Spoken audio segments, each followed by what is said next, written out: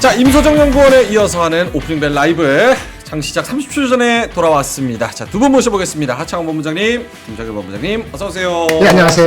김장현입니다. 장시작 20초 전입니다. 두 분의 장시작 전 오늘의 전략 한마디 하창원 본부장님부터. 네, 일단 뭐 흐름 봐야 될 것 같고요. 워낙 좋은 인사이트 잘 주고 가셔가지고 좀 무슨 말씀을 드려야 되나 하긴 하는데 어쨌든 반도체에 대한 수급 흐름들 보셔야 될 것 같고요. 네. 또 시간에서 어제 말씀해주신 이제 천연 고무 뭐 이런 쪽 굉장히 좋았거든요. 그래서 그거랑 자율주행이랑 이슈들 체크해 보시면 좋을 것 같고 금일부터 이제 월 마지막까지는 수급의 변동성을 좀 주목해서 보실 필요가 있겠습니다. 수급의 변동성 그리고 반도체, AI, 고무 이쪽으로 살펴보면 좋을 것 같다. 김정일 본부장님은요? 네. 지금 말씀드리는 그 루머가 맞다면은 리포트가 네. 맞다면은 대박일 것 같습니다. 대박. 초대박일 수도 있습니다. 삼성전자. 들어보세요. 알겠습니다. 오늘 초대박 정보. 만약에 이게 맞다면 대박일 것 같다라고 말씀을 해 주셨습니다. 자, 9시 넘어가고 장이 시작을 했고요. 코스피가 0.2% 마이너스로 시작을 할 것 같습니다. 그리고 코스닥은 0.07% 마이너스 847이고요. 코스피는 2716으로 시작을 하고 있습니다. 시가총액 상위주 한번 쭉 볼까요? 시가총액 상위주 중에서는 삼성전자 1% 마이너스로 시작하고 있고요. 하이닉스가 0.2% 상승, LG엔솔이 삼성 SDI가 어제 2% 3% 이은 오늘 또 하락이 나오고 있습니다. 0.8% 그리고 1% 밀리면서 시작하고 있습니다. 삼성생명이 1% 상승으로 눈에 좀 들어오고요. 한미반도체가 3% 플러스 15만 7천 원으로 또 한 번 신고가 가고 있는 그런 상황입니다. HMM은 어제에 이어서 오늘도 상승 가도를 달려가고 있는 상황입니다. 에코프로비엠 마이너스 1%고요. 어제 저희가 2차 전지 말씀드렸다시피 이게 바닥에서 수급 싸움이기 때문에 연속성이 있을까라는 그런 물음표를 던졌었는데 오늘도 1% 마이너스가 나오고 있고요. 코스닥 전반적으로 시가총액 상위주들은 그렇게 크게 보합권에서 좀 움직이고 있습니다. 그래도 시총 16인 실리콘2가 오늘도 7% 오르면서 요것도 52주 신고가인 것 같은데 리포트가 네. 목표 주가를 더블 시켜놓은 리포트가 나왔습니다. 실리콘2 이 단순히 리포트가 더블이 아니고 배수를 더블로 했어요. 더블이에요? 이야, 그거 쉽지 않은데. 시간 되면 오늘 소개시킬 게 너무 많아. 더블 지금 그냥 대박이 한 두 개, 세 개가 막 튀어나오고 난립니다. 이거 오늘 같은 장에 돈 못 벌면 이거는 그냥 적금해야죠. 자, 알겠습니다. 네. 있는 집 팔아. 있는 집 팔아요? 없죠. 집이 없으면 보증금 자동차 팔아. 자동차 팔아요? 자동차 없으면 적금 깨요? 몰라. 네, 알겠습니다. 막 가시네요. 저는 그냥 알겠습니다. 하창원 본부장님 뭐 눈에 들어오는 업종이나 뭐 이런 것들이 있을까요? 네, 일단 뭐 지금 이제 시간 내에서 움직였었던 산업군들에서의 움직임이 나타나고 있고요. 그다음에 기본적으로 화장품이 사실 굉장히 좀 핫하게 움직이다가 네. 요 며칠 조금 조용했거든요. 근데 오늘 보시면 또 화장품 쪽 좀 다시 급등이 나오고 있는데 뭐 실리콘2의 그런 뭐 리포트 발에 대한 영향도 있겠지만 어쨌든 수급적인 부분이 연속성이 있는 상황이고 단기적으로 오일선 좀 조정하고 있었는데 금일은 이쪽으로도 좀 영향이 주는 것 같고요.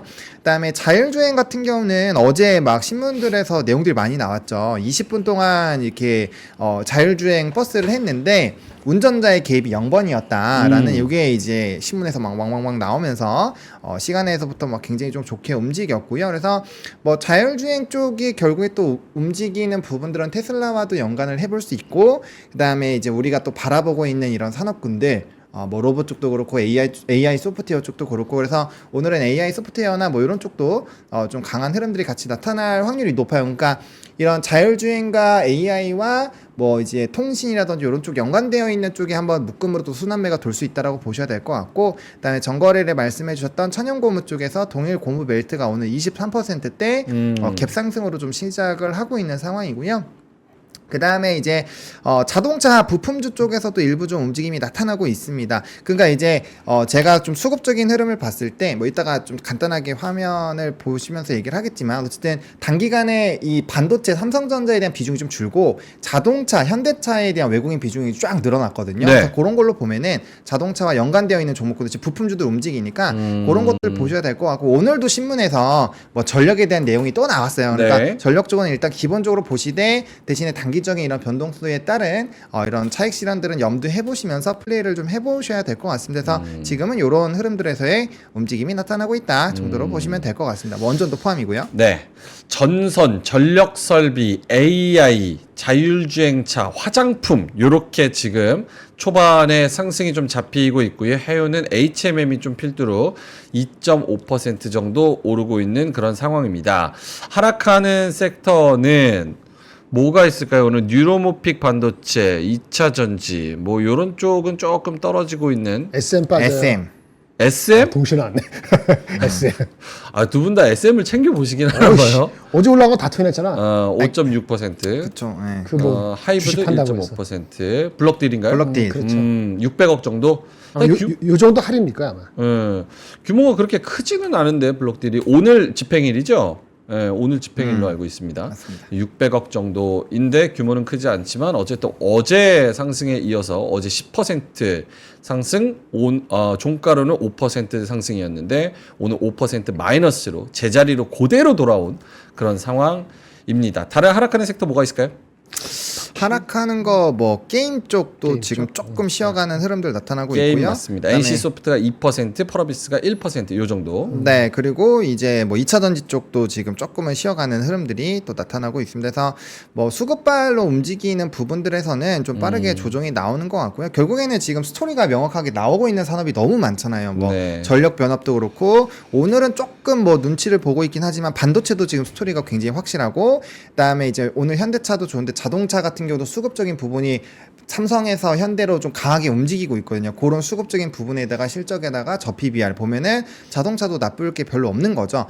그런 부분에서 뭐 HMM 같은 경우도 운임 지수가 명확하게 올라가고 있고, 그러니까 지금 올라가는 산업군들을 보면 실적이 뭔가 명확하게 있다거나 아니면 전 세계적으로 주목을 굉장히 받는다거나 네. 아니면 이벤트가 명확하게 있어요. 그러니까 그런 쪽이 너무 많으니까 지금 이제 단순히 바닥에서 떨어지고 있다고 수급으로 영향이 있는 쪽은 뭐 한 번 정도는 급등이 나올 수 있겠지만 그 연속성을 가지긴 굉장히 어렵다라는 거죠.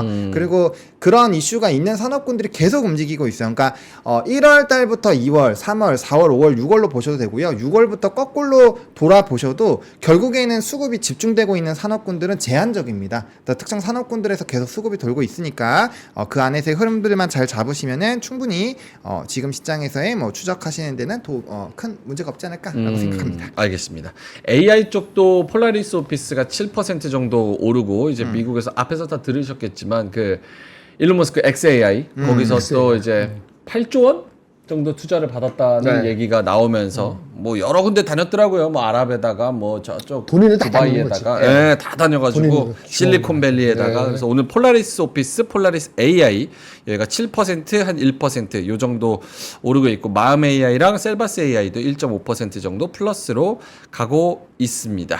특징주 떴네요. SM 75만 주 600억, 680억 요 정도가 이제 블록딜로 나왔다는 그런 이야기가 나오고 있습니다.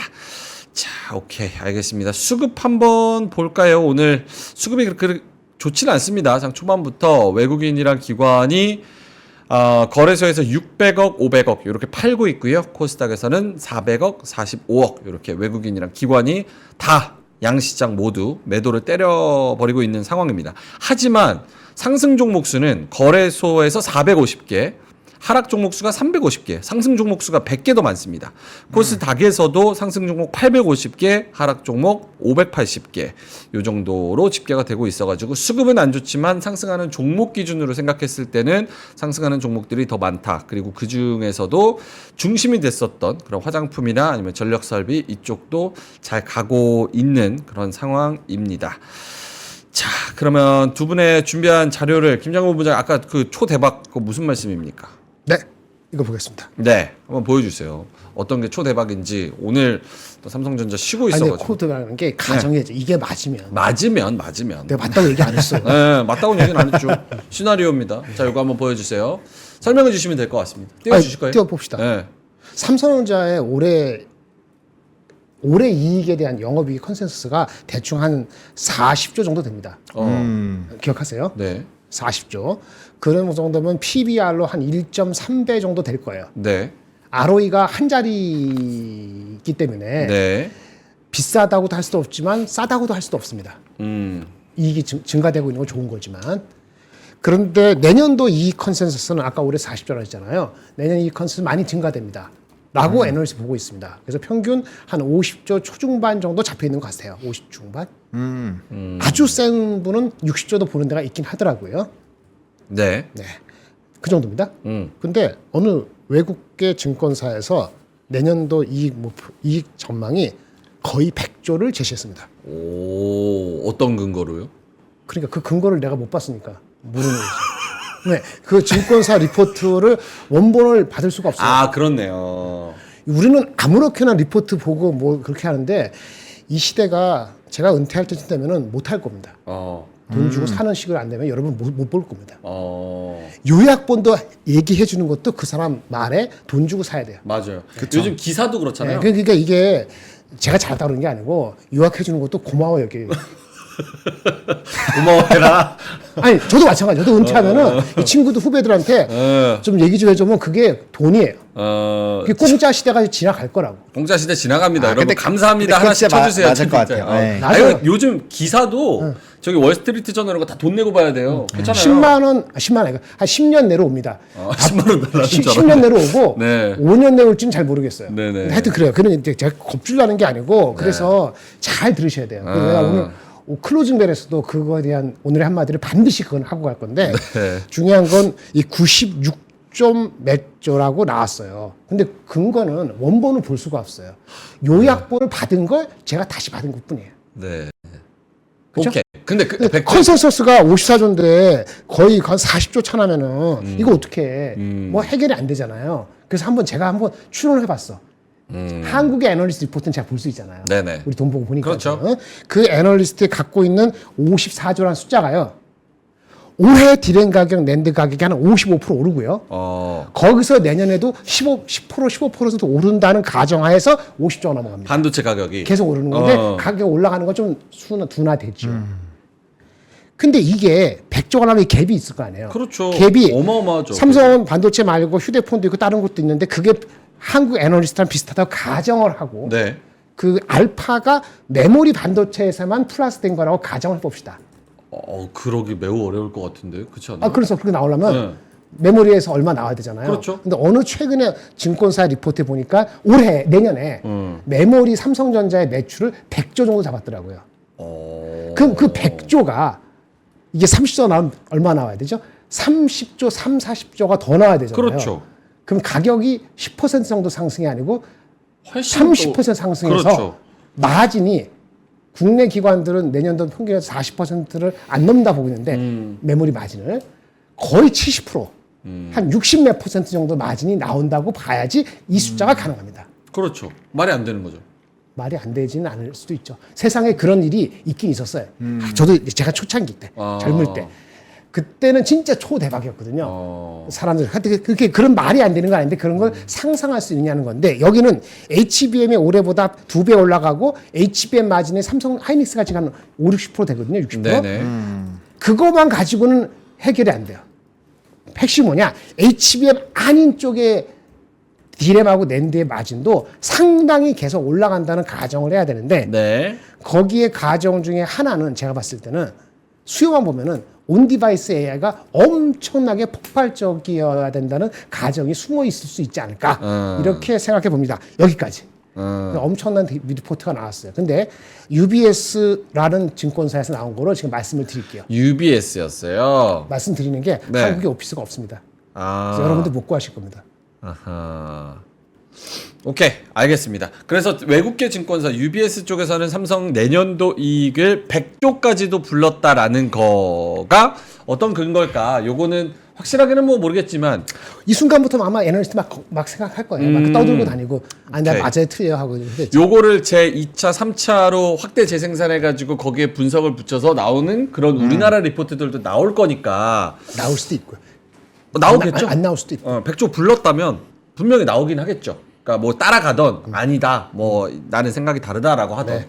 어쨌든 1차적으로 삼성이 100조 불렀다는 거 그 이야기를 그리고 한번. 또 하나 네. 그 장비 업체 이제부터 굉장히 신중하겠습니다. 한번 갔다 올까요? 네. 이거 아니, 중요한데. 맞아. 중요하면- 여기까지 하고 갔다 합시다. 이거 지금 막 움직이고 있거든요. LG전자 상한가. 그것도 얘기하려고 했어. 진짜요? 그럼. 네. 아니 그럼 이것도 얘기하고 상황 갔습니다. 먼저 하세요. 이거. 먼저 오케이, 하세요. 오케이. 예. 아, 미안해. 이게 더 이상 묻지 마. 고마워와 미안해가 난무하는 아니, 감성의 끼어든 게 아니고 오픈인데. 오늘 중요해서 그래. 아, 예, 먼저 하세요. 먼저 하세요. 하세요. 괜찮아요. 예. 모 증권사 주간 IR에서 네. H사 임원이 코멘트를 한 것이 어. 어저께 서큘레이션 된 것이 어저께 하인 삼성전자에 영향을 준 것으로 보입니다. 더 이상 묻지 마 잠깐만. 예. 올해 모 동사에 모 증권사 어딘지 네. H 이렇게 묻지 말라고요. 올해 동사에 잠시만요. H사가 증권사예요? 아니면 증권사. H사는 회사 이름이지. H사는 하이닉스고. 아니 몰라 그런 얘기하지 말고 아, 네네. H사 임원이 와서 얘기했는데 네. 모 증권사의 IR 자리에 와서 어. 그러니까 그건 주간 IR이라서 한 명의 원어원 미팅이 아니라는 거죠. 네. 하여튼 자기네 제1 고객은 삼성전자라고 했다고 합니다. 오. 그래서 삼성전자 주가가 올라간 것으로 보입니다. 막판에. H사가 어디지? 그러면 기존의 고객이 있을 거예요. 제1 고객이 네. 삼성전자가 아니었다고 생각하는데 기존의 고객인 H사가 한미반도체인가 이거를 보다. 이원화하려다가 그 정황이 되니까 네. 이쪽에서 뭔가 이 여기랑 네. 그 관계의 회복 가능성을 암시한 거다라고 해석이 되는 그런 얘기들이 어제 돌았다고 합니다. 참고로 저는 여기 컨퍼런스에 참석을 안 했기 때문에 제가 직관한 게 아니라서 리스크 오브 에러 오브 마진이 있는데 시장에서는 그거를 받아들이는 것 같습니다. 이게 삼성전자 관련되기도 하고 그 H사 관련되기도 하고 하이닉스에도 관련되기도 하고 다 관련됩니다. 나는 그 순간에 좀 이따 세 번째로 얘기하던 LG전자가 먼저 얘기했었어요. 네네. 아, 리포트가 나왔는데 오케이. 한미 부사장이 NH 콥데이에서 말한 내용이라는 채팅이 있습니다. 아, 그래요? 전 읽었을 그러시군요. 뿐입니다. 예. 됐습니다. 갔다 오십시오. 오케이. LG전자는 한미- 뭐 상한 것 같기 때문에 얘기해도 의미가 없어. 그러면 AI 삼성전 연결된 거예요. 말씀하세요. 아니, 먼저 하세요. 그럼 삼성의 한미 장비 받으면 그러면은 퀄테스트 통과해서 쭉쭉 간다라는 그런 기대감도 삼성 쪽에도 커지는 거예요? 모르겠습니다. 아, 저기 노코멘트 하겠습니다. 노 코멘트. 알겠습니다. LG전자 LG전자. 나온 김에 갈게요. LG전자 리포트가 리포트가 사실은- 나왔어요, 리포트. 아니 어저께 나왔는데 어제 나왔죠? 제가 어저께 저기 바빠가지고 못했어요. 사실은 5월 23일 날 KB 거. 신영증권에서 네. 먼저 나왔어. 23일 날. 네, 사실은 거기에 더 자세한 게 나와 있습니다. 자세하기로는 비슷비슷하네. LG전자 리포트 5월 23일 날 데이터 센터는 H 숫자 100. 그거 뭐가 있죠? H100. H100이죠. H100으로 시작해서 H100으로 끝난다. 어. 두 번째 100은 HVAC. V는 ventilation 뭐 이런 식으로 시작하는 거예요. 네. ventilation and air conditioning 이런 쪽으로 시작하는 거거든요. 데이터 센터를 냉각할 때 거기에 필요한 수요가 얘네들이 H100 그 뭐죠? 이거 공냉식 냉각 시스템을 얘네들이 공급을 할 수 있나 봐요. 그런 식으로 리포트가 나오면서 목표 주가 14만 5천 원 했는데 어저께 신영증권보다는 좀 더 큰데잖아요. 증권회사에서도 또 냈어요. 그냥 심플하게 AI 데이터 센터 전력 효율의 수혜이다. 그 데이터 센터에 필요한 냉각할 때 필요한 솔루션을 전체적으로 다 구비하고 있는 게 LG 전자이다. 이렇게 얘기를 하면서 제가 자세히 못 봤기 때문에 네. 하여튼 그런 리포트가 효과를 발휘할 것 같았는데 오늘 효과를 아주 세게 와, 오늘 8% 넘게 쫙 쏘고 있습니다. 10만 104,500원. 10만 넘었겠네. 이야, LG전자가 AI 데이터 센터의 전력 효율, 네네. 발열, 요 두 개가 핵심인데 요거를 해결할 수 있는 토탈 솔루션을 확보했다. 그런 식으로 리포트가 나왔네. 네. 냉각 시스템 대세는 공냉식, 수냉식, 집적 냉각 뭐 이런 것들이 있는데 이걸 다 혼용해서 하이브리드로 냉각 시스템을 확보했다. 그래서 뭐 GS 칼텍스와 수직 계열화도 가능할 것으로 보인다. 뭐 이런 이야기가 나오고 있습니다. 그래서 LG전자가 오늘 8.3% 10만 4,400원까지 올라가고 있습니다. 자, 알겠습니다. 오늘 많이 사 먹었네. 미안합니다. 한미반도체, 삼성전자 그리고 LG전자 이렇게 아이디어를 말씀을 해 주셨고요. 시장 갔다가 다시 한번 갈게요. 코스피가 0.1% 마이너스 2,727, 코스닥은 0.36% 플러스 양전했습니다. 851포인트에서 진행이 되고 있습니다. 수급에서는 크게 변화가 없고요. 외국인 기관의 매도세는 더 커지고 있는 그런 상황입니다. 하지만 상승 종목 수, 하락 종목 수가 똔똔이거나 아니면은 상승 종목수가 조금 더 많게 진행이 되고 있어요. 자, 보노님 오늘의 아이디어 뭐가 있을까요? 혹은 시장 관련해서 먼저 이야기하고 싶으신 게 있으시면? 뭐 시장은 방금 해주셨으니까 좀 체크 포인트 부분들을 조금 이렇게 정리를 해왔는데 그거랑 수급 변화를 조금 설명을 좀 드려보겠습니다. 화면을 좀 봐주시면요. 네.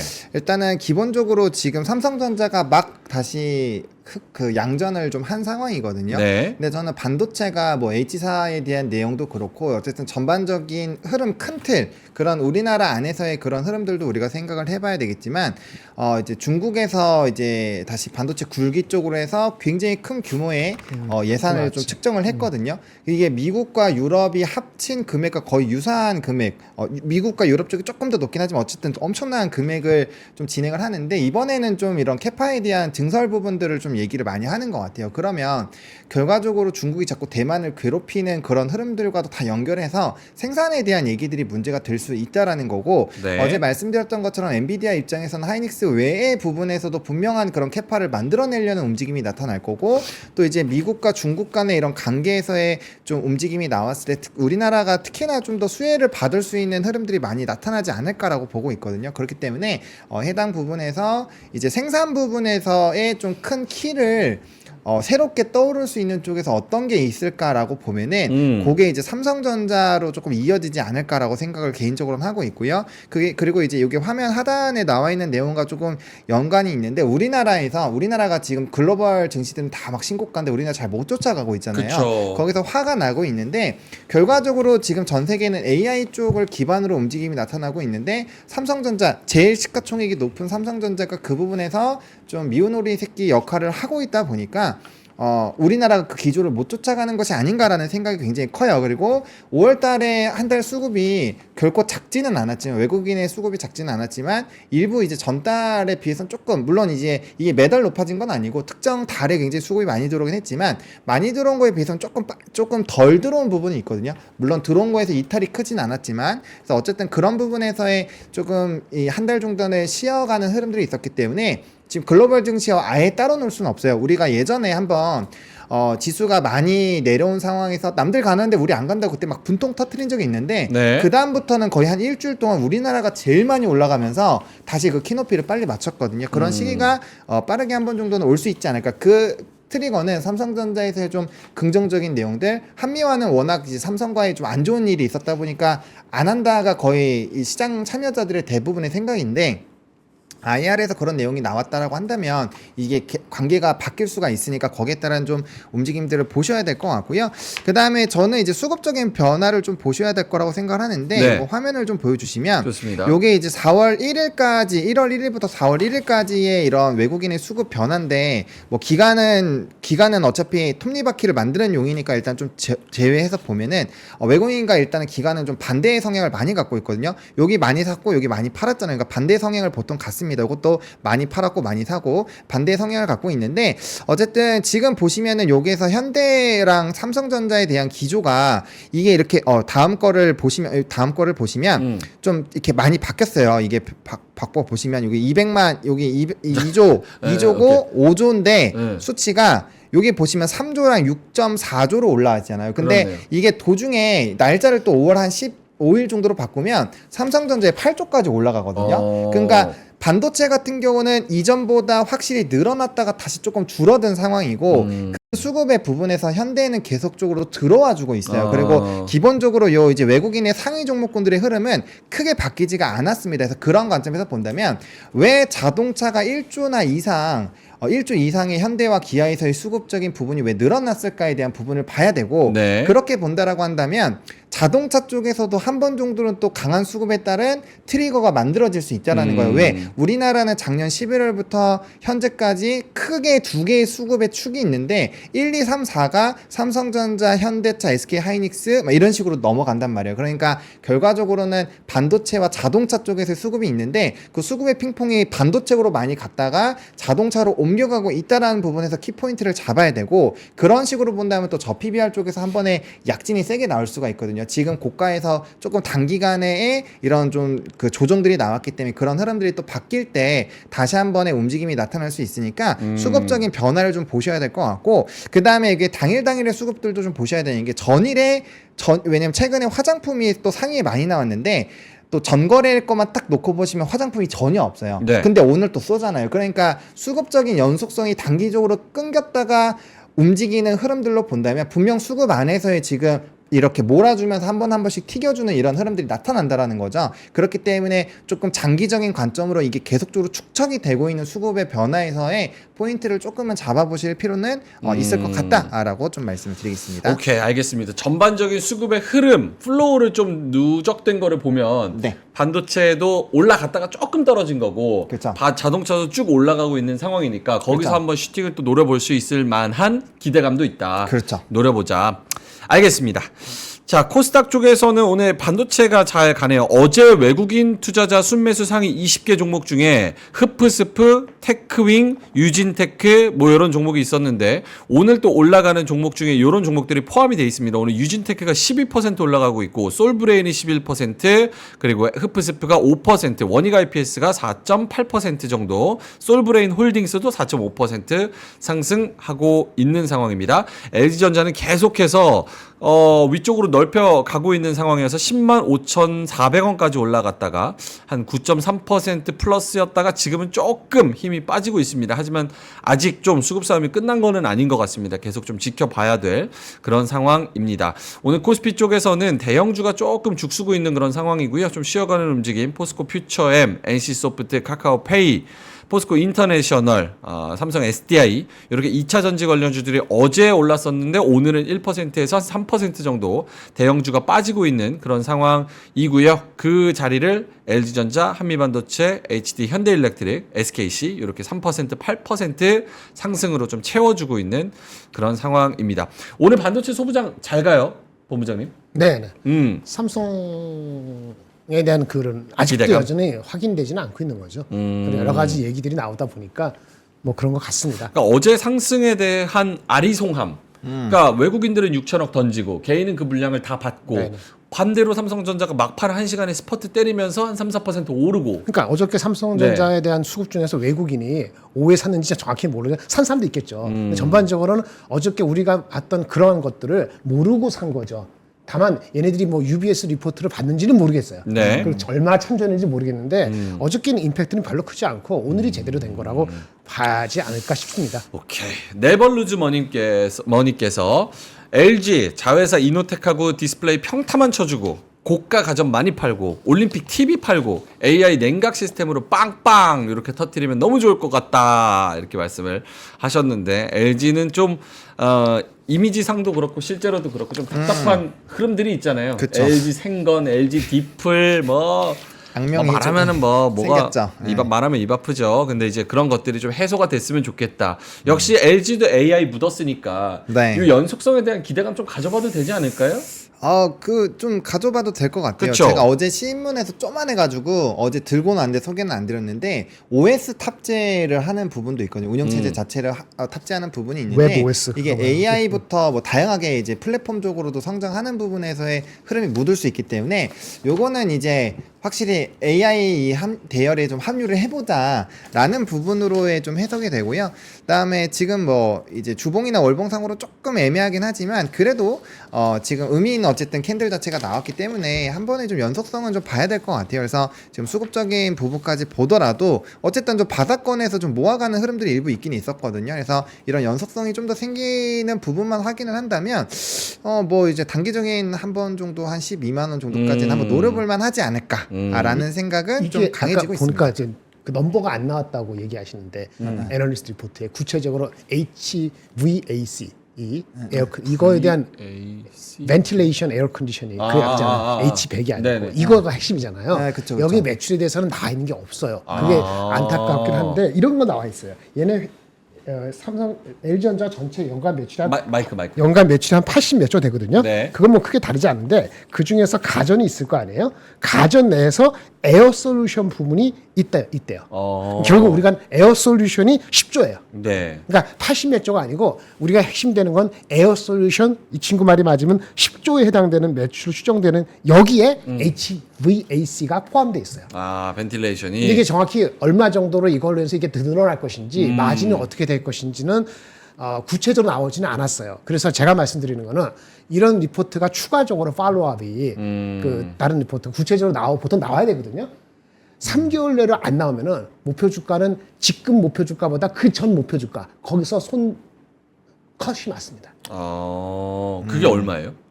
그 정도 리포트 찾으시면 되지.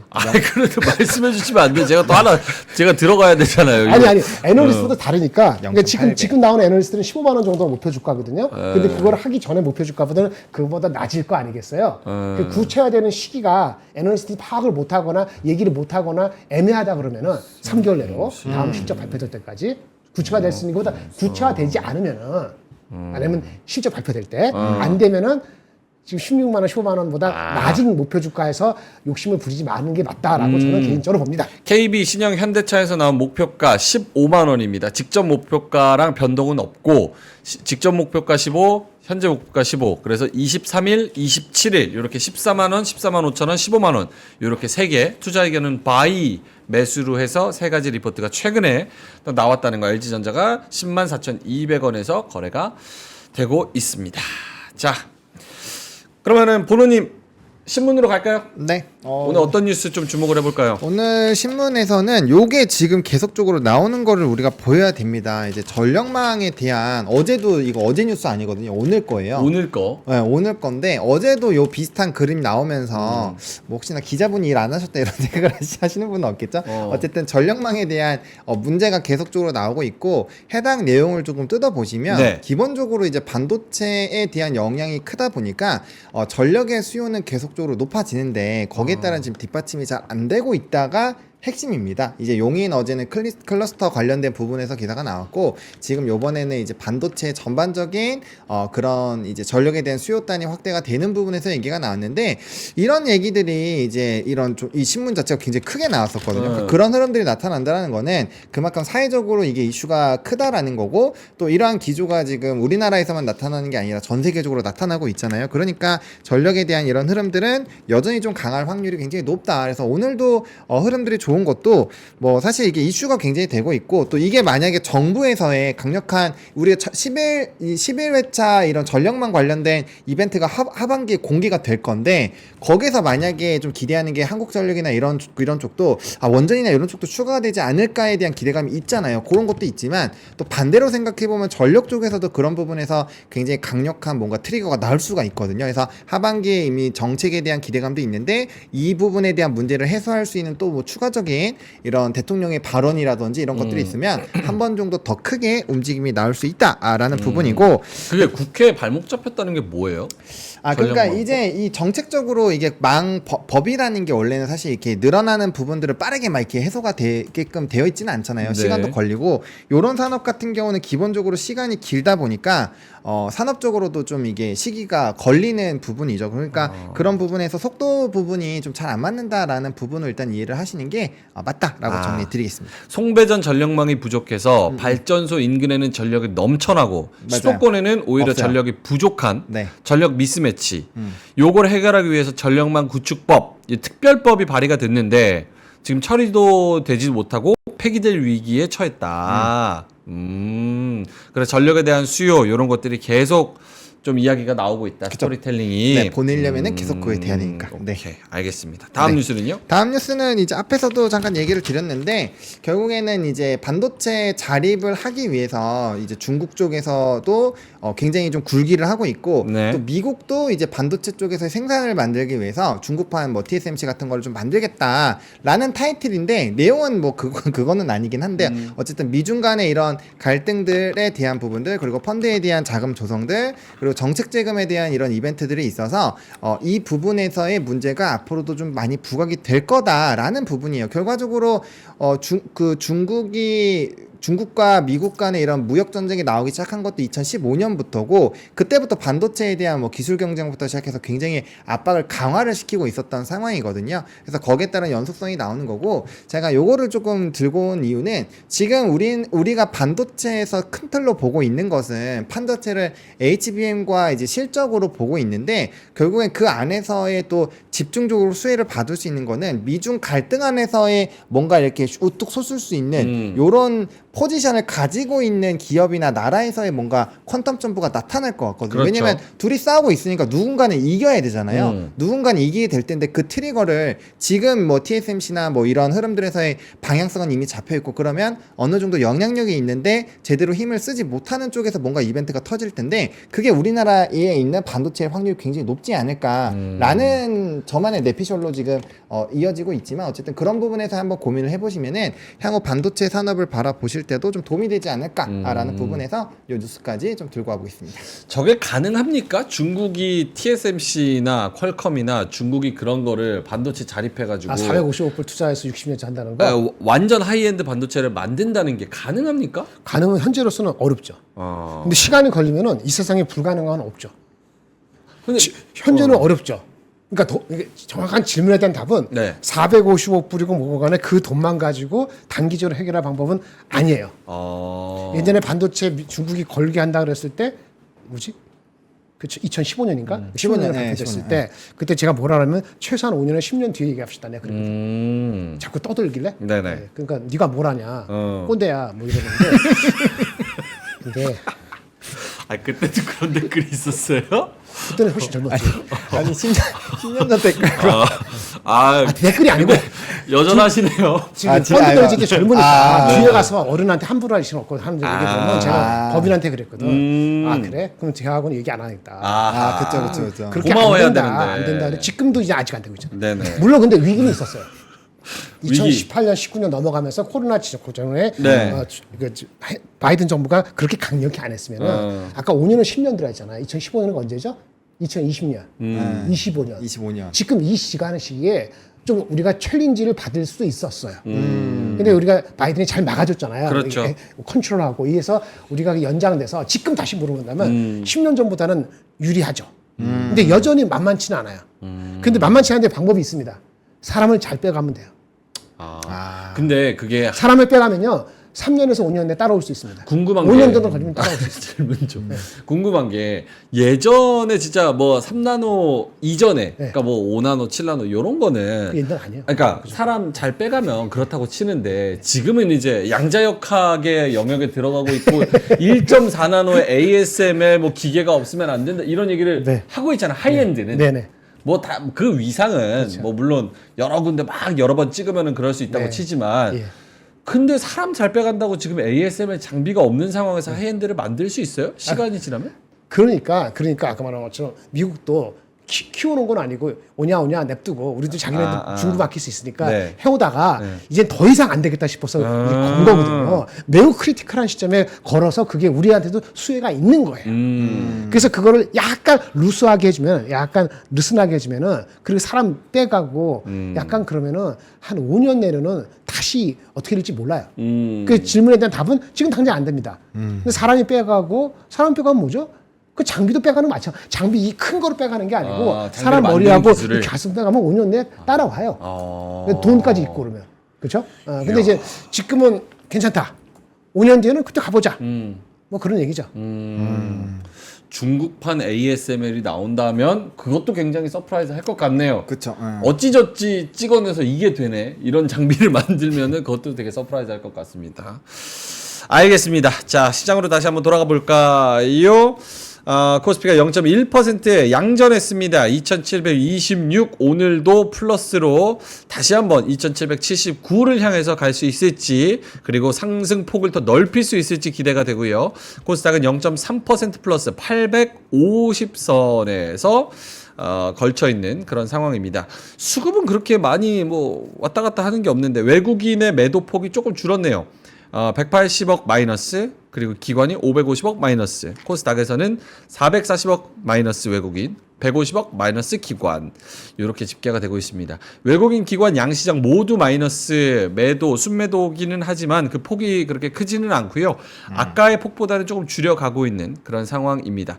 역시 이제 오늘 로봇주도 같이 올라주면서 정말 그런 부족한 수급에서 마른 수급에서 쥐어 짜내듯이 로봇과 뭐 이런저런 뭐 LG전자나 이런 종목들, 한미반도체랑 그리고 반도체 소부장 이런 것들이 좀 따라가는 그런 형태가 되고 있고, 오늘 코스피 소형주가 가장 좋은 흐름, 동일 고무벨트, DRB 동일 백광산업, 도화엔지니어링 이런 종목들이 7%에서 21% 정도 가고 있는 그런 상황입니다. 오늘 소형주랑 중형주가 좀 잘 가니까 상승 종목이 훨씬 더 많고, 대형주는 조금 쉬어가는 움직임, 그 안에서 한미반도체랑 LG전자가 좀 끌어주고 있는 그런 상황입니다. 한국항공우주도 오늘 4% 오르네요. AP위성 이런 것도 오르나? 에피성은 오르고 세트레가이는 조금 빠지고 있어요. 세트레가이 어제 이제 우리 그 우주항공청. 우주항공청 개청했는데 아무도 관심 없다. 하루 네. 지나서 하루 지나서 그래도 한국항공우주가 그나마 조금, 얘네 뭐 어떻게 카이를 근데 방산으로 한국항공우주를 묶어야 되겠죠? 좋아하는 그 메이저는 아니더라도 사람들이 좀 있어요. 기관 투자가 중에서 리포트도 그게 탑픽이라는 사람도 있고, 기계 우주항공에서. 캐나다 방산 전시회가 있네요. 캐나다 방산 전시회. 예. 그래서 그 거기서 하나 에어로스페이스, 뭐 한화 저기 뭐냐 시스템. 하나 시스템 얘네들이 뭐 이것저것 참가해가지고 뭐 보여준다, 높은 수주 잔고 확보했다, 뭐 이런 이야기가 다시 한번 나오면서 캔섹이라 그러네. 캔섹. 캔섹 2024 여기 열리면서 오늘 하나 에어로스페이스가 2.6%, 한국항공우주가 4%. 그러니까 우주항공청 이슈 때문에 오르는 건 아닌 것 같네요. 네. 다른 게 있었군요. 그 아까 그러게요. 저기 좀 아쉽게 됐네 그거는. 그 실리콘2 실리콘2. 잠깐 뭐 말씀드릴까요? 네. 간에 리포트가 저 이거를 가져오지 못했고요. 네. 오늘 도중에 봤기 때문에 실리콘2하고 APR을 묶어서 화장품 리포트로 내셨네요. 이게 어느 증권사야? 어느 증권사인지 하여튼 헷갈리는데 한국투자증권 같습니다. 한국투자증권. 실리콘2는 목표 주가를 높였는데요.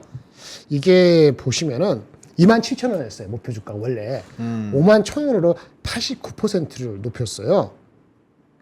근데 이익은 제가 잘 안 봐서 모르겠지만 일단 밸류에이션, 이건 PER이겠죠? 네. 밸류에이션이 원래 15배였는데 26배로 상향했네요. 어. 이게 한마디로 우리가 아는 새로운 건 아닌데 한국의 인기 화장품의 글로벌 인기 상승과 함께 서구권에서의 스킨케어 산업이 구조적으로 성장하고 있기 때문에 실리콘2가 액세스할 수 있는 전체 마켓, 이걸 템이라 그러거든요. 토탈 애드레스 마켓이 확대되고 있기 때문에 밸류에이션을 높게 줄 수 있다. 뭐 추가 투자는 별로 필요 없는 사업, 이른바 에셋 라이트 모델이기 때문에 뭐 쉽게 확장이 가능하다는 식으로 매우 긍정적으로 툰이 목표가는요? 51,000원. 51,000원? 51,000원? 51,000원. 막 오늘 이렇게 38,000원. 올린 거죠. 이런 거 봤을 때는 제가 판단하기 어려운 거는 아까 말한 것처럼 어닝에 대한 걸 구체적으로 했는 건지, 밸류에이션 멀티플만 아까 구조적인 성장이라는 게 이분이 갑자기 생각이 들 수도 있잖아요. 근데 우리는 그전부터 알고 있었다라면 현재 목표 주가, 이전 목표 주가보다 이렇게 올려야 되는 것이 퀘스천에 한번 가져보고 볼 수도 있는 거고. 오케이. 그렇죠. 실적 추정치를 네. 올린 건지, 네, 그것도 올린 혹은 거지. PER 네. 배수, 그러니까 프리미엄 주는 것 자체로 그렇죠. PER을 많이 준 건지, 네, 네. 그거는 알 수가 없다. 실리콘2 51,000원, 현재 38,500원. APR은 그냥 처음 이니시에이션, 처음 APR. 커버리지 43만 원. 43만 이것도 원. 밸류는 싸진 않네. 26배 똑같이 오. 적용해서 시작을 했습니다. 알겠습니다. 오늘 36만 원에서 상장되고 나서 개파라코 가고 시작해서 오늘 그게 좀 회복을 해서 쭉 올라가고 있는 상황, 36만 원까지 올라온 상황입니다. 아까 그 뭐야 김장현 본부장님이 10년 전 꼰대 댓글 요거를 기억했다 이러니까 VX 로쏘님께서 군자의 복수는 10년이 지나도 늦지 않다 이렇게 그거 보고 빵 터졌어요 아까. 말씀을 해주셨습니다. 예. 그리고 우리 아까 저기 뭐야 방산 얘기하니까 캐나다 그 방산 전시회 방산소년단 하나 만들면 어떠냐고. 방산소년단. 방산소년단 개구리 올챙이님이 방산소년단 이제 군대에서 하나 만들어가지고 예, 그거 홍보도 하고 이러면 너무 좋겠죠? 네. 좋습니다. 알겠습니다. 자, 9시 43분 지나가고 있고요. 그래도 시장이 상승 종목 수도 많고 코스피도 양전하고 약간 오늘의 지금 이 위치를 봤을 때 요거 한번 화면 한번 되면은 띄워 주시겠어요? 두 분의 요 위치에 대한 그 의견이 좀 궁금하기는 한데 물론 삼성전자가 움직여야 되는 게 맞습니다. 기본적으로. 여기까지 올라갔다가 2764 찍고 다시 한번 내려와서 좀 길을 모으는 중인 것 같아요. 근데 요 위치에서 봤을 때 다시 한번 디디고 올라갈 수 있는 기술적인 무언가 돌다리? 똑같아요. 삼성전자 제대로 해주느냐 얼마나. 결국은 저는 이제 거의 그거에 삼성전자한테 달려 달렸다. 있습니다. 요거는 아무런 의미가 없다. 아무런 의미가 아니고 삼성전자에서 기대가 어제 오늘 지금 있는 거잖아요. 다시 그렇지 않나요? 그렇죠. 내려가려다 본 거니까 그 기대가 현실화되는 거에 따라서 그 시점에 따라 달라요. 어제 저희 뭐 클로징벨 댓글에서도 달렸던데 왜 자꾸 집요하게 너무 그 기대감과 이 주가의 그 분석에 대해서 너무 집요하게 질문을 한다 이런 댓글이 있었어요. 그 유효 특성인데. 제 특성이 뭘 그거 그게 특징점인데. 그래. 제가 뭐 잘못한 거 있습니까? 아니 그런 거 없습니다. 그런 거 없습니다. 근데 약간 삼성전자의 기대감이 계속 살아 있다는 거에 대해서도 그러니까 당연히 하반기 안에는 퀄 테스트 통과하고 좋은 뉴스들이 나오겠죠. 근데 이제 네네네. 얼마나 빨리 우리의 기대감을 충족시키느냐의 문제인 것 같은데 그 기대감이 약간 저런 공식적인 뉴스가 아닌 뒤에 비하인드 스토리로서 된다 안 된다가 막 왔다 갔다 하니까 네네. 투자자로서 조금 혼란스러운 거고 어쨌든 그 기대감이 살아있다고 말씀을 하시니까 좀 긍정적으로 좀 지켜보는 시선에도 보로님도 동의하시는 거죠? 네, 일단은 뭐 지수의 추세적인 흐름을 봤을 때 여전히 상승 추세가 유지가 되고 있고 좀 제가 잡아놨었던 라인을 아슬아슬하게 깰까 말까 했는데 안 깼어요. 그래서 어쨌든 상승의 흐름이 여전히 유지가 되고 있다라고 보시면 될 것 같고 이게 상승에 대한 시각이 강하면 강할수록 조정 자체가 좀 짧아집니다. 그러니까 우리가 이제 2200선에서 처음 상승 나왔을 때 조정은 상당히 길었죠. 한 달 정도로 길었는데 그 다음에 2779선까지 갔을 때 조정 나올 때는 반달 정도에 끝났거든요. 그리고 이번에 같은 경우는 한 주에서 한 8, 9일 정도 길게 봤을 때 그 정도에서 조정이 끝나고 다시 한번 좀 힘을 내주고 있죠. 그러니까 이런 좀 반등 주기들이 빨라지고 있다는 것은 그만큼 일정 라인에서 떨어졌을 때 지금은 강세장이 유지가 될 거야 라는 시각들이 투자자들의 심리가 높은 거고 네. 그러니까 조금 떨어졌을 때 우리가 예상하는 예를 들면 삼성전자도 이런 거예요. 만약에 삼성전자가 어제 하락폭 74,000원대가 마지막으로 해서 만약에 계속 올라간다고 전제를 하면 네. 우리는 기본적으로 삼성전자가 이런 이슈가 있으면 72,000원까지 떨어질 거야 라는 생각을 했었잖아요. 그러니까 그런 것도 확인도 해보고 분할 매수 관점으로 해보자고 했지만 그런 관점이라면 사실 어제 그렇게까지 많이 닿기 쉽지 않거든요. 그래서 올라가 버리면 우리 시장 참여자들이 생각하는 것까지만큼 기회를 안 준다라는 거예요. 그 얘기는 뭐냐? 너도 나도 지금 시장에서 이걸 사놓으면 그런 이제 긍정적인 시나리오가 있어서 올라간다라는 뷰가 강하기 때문에 그렇다라고 보시면 될 것 같고 그런 상황이라면 이번에 고점을 뚫었을 때는 2800도 돌파가 되면서 2850 사이까지도 한 번은 충분히 노려볼 수 있다. 열어볼 수 있다라는 거죠. 그래서 그런 관점으로 보시는 게 맞고 이 조정 주기가 짧아지는 부분에서 좀 다양한 의미들을 해석을 해볼 수 있기 때문에 거기에 따른 이제 수급에 따른 월 단위의 기조들도 보셔야 되고 그 다음에 이제 기간별에 따른 수급의 변화들도 체크를 해보시는 게 맞고요. 그 다음에 기본적으로 전제는 미국장에서의 이런 흐름들 그리고 옐런에서의 이런 스토리들 그 다음에 대선 전에 한번 우리는 빵 터트리고 엑시트를 하려는 그런 전략들을 갖고 있잖아요. 그러면 그런 전략들을 대부분이 똑같이 한다라는 또 전제로 본다면 그 엑시트 시기도 빨리 해야 돼요. 그러니까 박수를 치고 다들 탐욕에 물들어서 막 더 사고 싶을 때부터 우리가 이전에 제가 말씀드렸던 것처럼 부분적으로 비중 조절을 해놓지 않으면 나중에 한 방 제대로 세게 맞을 땐 대응이 어려울 수도 있다라는 거죠. 그런 것까지 좀 잡으셔가지고 스토리를 잡아놓고 롱스토리에서 내가 이제 가는 길에서의 뭔가 변화가 나왔다. 그럼 거기서 이제 톡톡톡톡톡 쳐주면서 방향성을 잡아나가시는 방향으로 대응을 해보시면은 하루하루 이런 변동성, 뭐 단기적인 변동성 이런 것들에서 충분히 우리가 해결할 수 있다라고 말씀을 드리고 싶습니다. 삼성전자가 HBM 통과한다 합시다. 7, 8월 달에. 네. 그러면 이제 그렇게 되면 이제 저는 이제 아까 말한 것처럼 2,800, 2,850 바로 간다고 바꿀 거고 삼성 하이닉스 비중에서 하이닉스보다 삼성전자가 좀 더 마켓캡이 크니까 만약에 반도체를 오버웨이트하면 삼성전자가 4개면 하이닉스가 1개 정도 삼성전자가 3개면 하이닉스 1개 정도 시가총액 비중을 하는 게 맞다고 봅니다. 근데 그렇게 갈지 안 갈지 지금 계속 눈치가 보고 있고 정확히 모르니까 그러는 거란 말이에요. 근데 아까 말씀드린 그 뭐 외국계 증권사 90조 100조 있잖아요. 그렇죠? 이 정도가 아닌 것. 그거는 그 HBM 말고 다른 게 있어야 되는데 그게 아니고 우리가 HBM 통과돼 가지고 간다. 요거로만 끝나면은 아마 목표 주가 애널리스트 목표 주가는 안 갈 겁니다. 그래서 그러면 실질적으로 얼마냐? 아마 8만 원 후반대 9만 원에서 아마 끝일 거예요. 아까 제가 그 외국계 증권사 리포트를 보여드린 거는 같이 생각하자는 건데 그런 쪽으로 방향이 갑자기 50조, 60조가 아니고 더 커지게 되면은 HBM 말고 또 다른 거에 대한 컨센서스가 생기는 거고 그렇게 하면 2,800이 아니고 3,000을 돌파할 것이고 무슨 말인지 아시겠어요? 그러면 아까 말한 프로핏 테이킹이 아니고 그때 더 살 수도 있어요. 근데 지금은 조금 뭐랄까 많이 설레발이지. 이거 아까 구체적으로 못 들어가는 거니까. 그래서 그건데 왜 말씀드리냐? 이게 HBM은 그만의 그 특수한 게 있으니까 그냥 네. 가는 건데 HBM 말고 뭐라 그랬죠? 온 디바이스 AI 이런 거 있잖아요. 네. 휴대폰, 스마트폰 이런 쪽에 엄청 받쳐줘야지 60조, 80조, 90조 되는데 그렇죠. 그러면 하이닉스가 얼마 되는지 아세요? 하이닉스는 이익이 내년에 24조가 아니고 40조가 될 거예요. 그러면 목표 주가는 하이닉스는 30만 원 이상이 나와야 돼요. 그렇게 하면 삼성전자가 12만 원 넘게 되는군요. 근데 그게 안 따라오면 그게 따라오려면은 첫 번째 그 매크로에서 금리 인하가 2번 정도 두 번. 경기 없이 골디락스가 거의 확정적으로 되면은 사람들이 그 온디바이스 AI, 온디바이스 제품에 끌려갑니다. 그럼 거기에 대한 투자를 더 많이 할 거예요. 그러면 지금 매크로 컨센서스는 금리 인하 2번으로 지금 시장이 아직 안 소화하고 잡았지. 있는 거예요? 아직 안 아직 안 한 번도 잡았는데. 봤다. 이게 2번이 되고 금리 인하 아. 되는데 금리 2번 인하가 경기 침체가 아니고 이렇게 가야지. HBM 올라갔는데 HBM 생산하다 보니까 삼성도 HBM 뚫었으니까 HBM 엄청 갈 거 아니에요. 근데 넌 HBM은 투자를 못 할 거 아닙니까? 그렇죠. 못했을 거 아닙니까? 네. 언제 가서 올해 하반기에 투자하잖아요. 그러면 내년 상반기까지는 넌 HBM 쪽에 쇼티지가 날 수 있고 그 쇼티지가 아주 가속화되면은 아까 그 증권사에 얘기한 것처럼 96조 100조는 아니더라도 지금 컨센서스 54조보다는 점프할 수 있거든요. 그러면은 그때서 목표 주가가 실질적으로 10만 원에서 12만 원으로 가는 거예요. 그게 안 가면은 2,800, 2,850이 목이고 삼성전자는 10만 원 이하가 목이고 하이닉스는 25만 원이 목입니다. 오케이, 알겠습니다.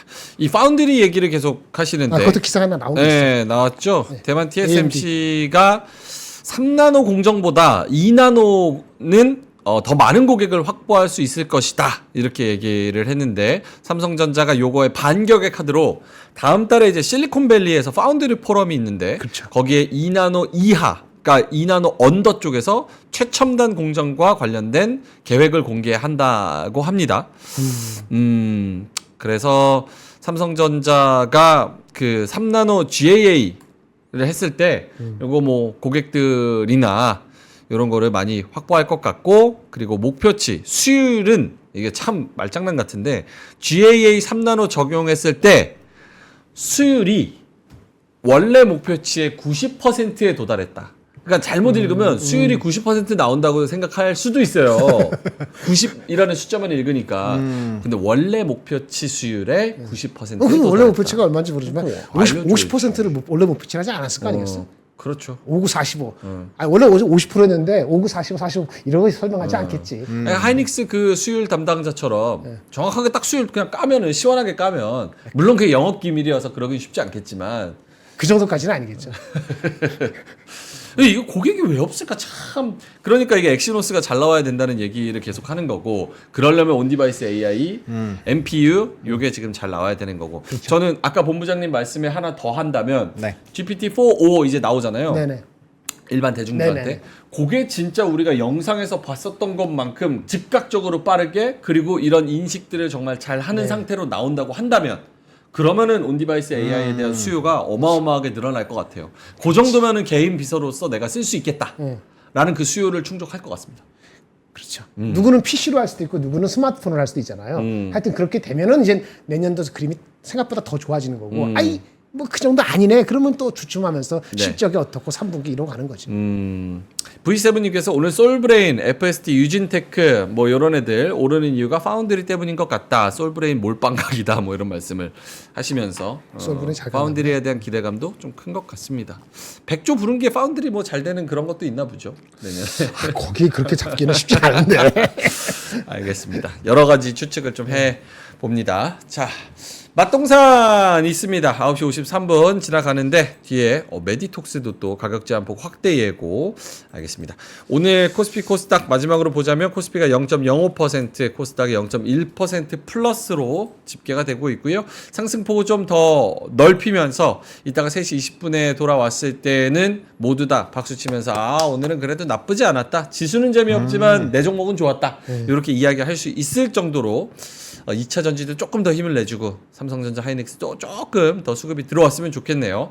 자, 이따가 3시 20분에 뵙도록 하고요. 뒤에 맛동산도 좋은 내용 있으니까 많은 시청 부탁드립니다. 자, 여러분들 화이팅 하시고요. 점심 맛있는 거 드시고요. 수익 많이 내시고요. 이따가 3시 20분에 완전체로 뵙도록 하겠습니다. 오늘도 함께 해주셔서 대단히 고맙습니다. 감사합니다. 감사합니다. 박근영, 이선영, 사경인, 염승환 투자 마스터들의 세심한 케어로 건강한 투자 습관을 만드세요. 3프로 멤버십 3프로 앱에서 확인하세요.